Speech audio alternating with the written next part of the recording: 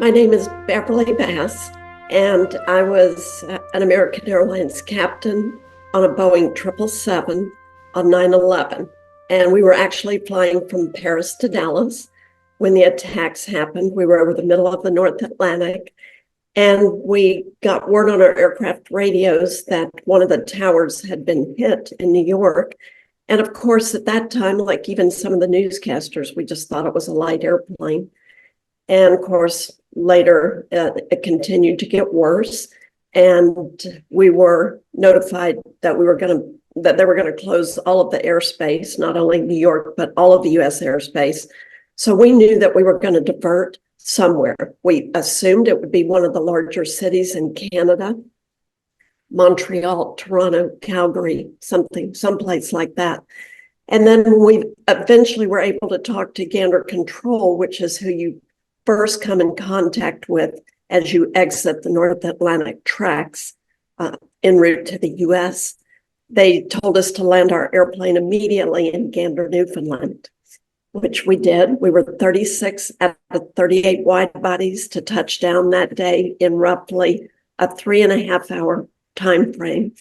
Gander had a population back then of 9,400 people, and we were just a little less than 7,000 passengers and crew that showed up unannounced to this tiny community. And we stayed for 5 days. And as airline pilots, we are all very familiar with Gander, Halifax, St. John's. They're all emergency cities that we divert to if we have any problems with the aircraft or passengers that have to be removed due to medical issues. So we know about those towns, if you will, but most airline captains will retire having never landed in any of them because our airplanes are so reliable today, and it's very seldom that you go in with a mechanical. I had the unusual experience of actually landing in Gander 3 times. I was there for 9/11, and then I flew for 7 more years after 9/11, and I had 2 medical emergencies. So I've been to Gander 3 times. I don't know any other airline captain who can say that.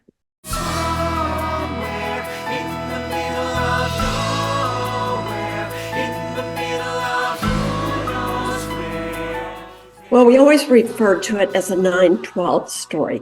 And as you can only imagine, so many people are very apprehensive about saying anything that has any significance to that day and 9/11 itself. So really, the story is about the people of Gander. It is about how they came together, how they took care of all of us.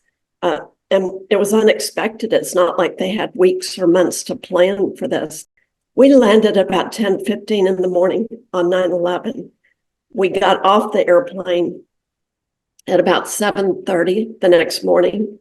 And I think this was my first realization that we had landed in a very unique place. When we walked into the terminal that morning, after having been on the airplane for 28 hours, the small airport was just lined with tables with all kinds of food. I mean, hot food, cold food, desserts, fruit, and they gave you a plastic bag and you just went around and you put in your bag whatever you wanted. It was my first indication that the entire town and surrounding communities had literally been up all night because that's the only way they could have had the food at the airport at 7:30 in the morning. And that went on throughout the day until all of the airplanes everyone was deplaned and they were taken to wherever they were going to be staying.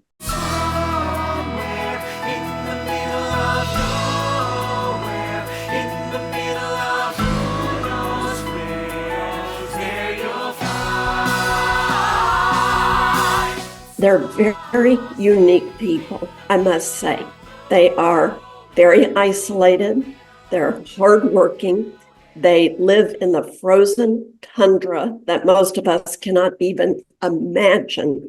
And what's so amazing about them is their whole life is built around family and helping other people. Like they would never go outside and just plow their driveway. They would plow the whole block.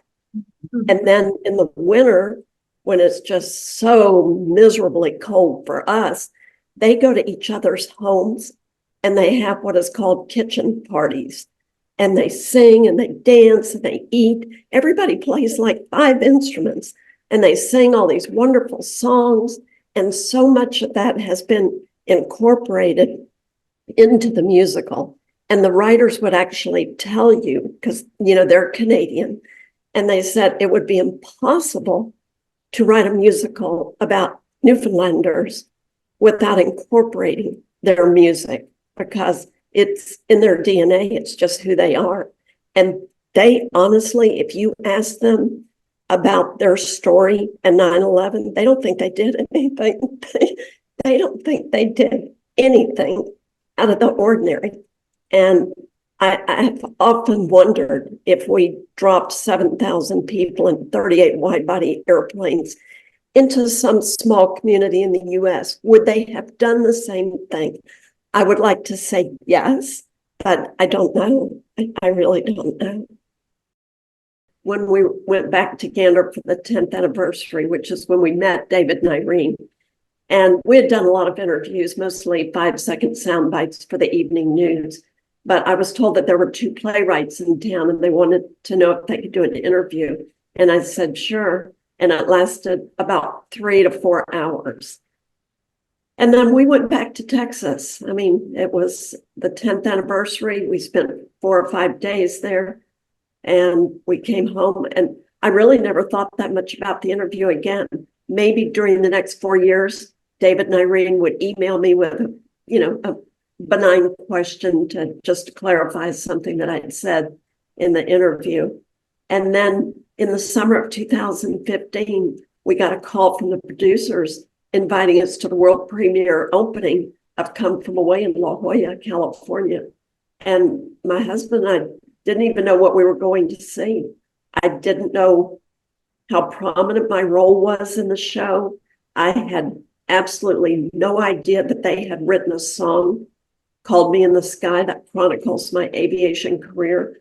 So imagine sitting in the audience front and center, and you're watching this happen on stage, and you didn't even know it was going to happen. So it was overwhelming. When the actress at the very beginning of the show rolls out her chair and picks up the phone and says, "Hello, Tom."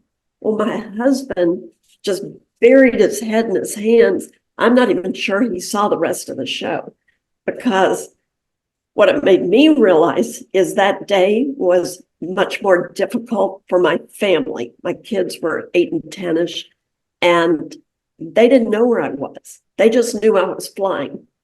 And I wasn't able to actually talk to them till about 4:30 that afternoon. So it was a hard day for them. Our schools were on lockdown. My husband left his job, picked them up at 10 in the morning. That never happens, believe me. He doesn't pick the kids up at 10 in the morning for no reason.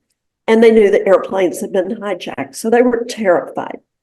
I was okay. I knew where I was, and that was fine. So to see that all play out on stage the first time is very daunting, because you can't imagine seeing yourself up there played by an actress. Broadway's must-see musical takes you into the heart of the remarkable true story of 7,000 stranded passengers and a small town in Newfoundland that welcomed them. Come From Away. It is so authentic. It's just mind-boggling. They literally interviewed thousands of people.